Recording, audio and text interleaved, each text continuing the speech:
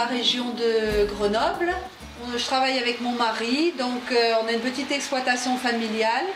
Les noyers, c'est des arbres qui produisent tardivement, à partir de la 15e, 20e année après la production. On va dire que l'arbre arrive en pleine production. On les récolte au mois d'octobre, pendant à peu près 3 semaines. Ce qui nous intéresse, c'est de pouvoir respecter la nature, respecter les rythmes, respecter la maturité des fruits, etc. Et du coup, l'agriculture biologique, elle s'impose. Les noix de Grenoble, il faut que la noix fasse un minimum de 28 mm. Les petites noix, on va les utiliser, elles ne sont pas perdues.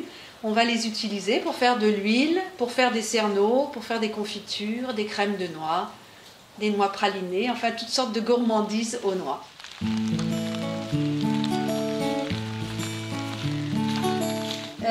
Moi, je pratique l'apiculture depuis 35 ans. Ça s'associe avec mon activité de la noix. Et donc, ce qui me permet d'avoir un nombre de ruches un peu moins important, mais d'accorder à chaque ruche un peu plus de temps. Pour pouvoir produire des miels différents comme ceci, en fait, il faut profiter de la flore, d'une flore différente. Et pour pouvoir profiter, il faut très souvent déplacer les ruches.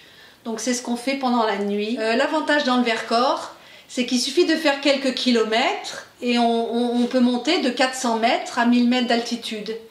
Et à 1000 mètres d'altitude, on n'a pas du tout la même flore et on a une flore qui va être plus tardive. Il y a plusieurs choses dans le miel bio. Il y a premièrement au niveau des zones de butinage.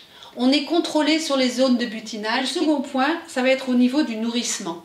Si on est obligé de faire un complément de nourrissement pour nos ruches, par exemple parce que l'hiver dure particulièrement longtemps, on va être tenu à le faire avec des nourrissements au miel. Et le troisième point, qui à mon avis est quand même pas des moindres, c'est au niveau des traitements.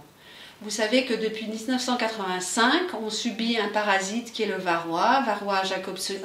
Il y a deux façons. Soit on est en agriculture conventionnelle et on peut utiliser des molécules chimiques, soit on va utiliser des huiles essentielles et c'est ce qu'on fait.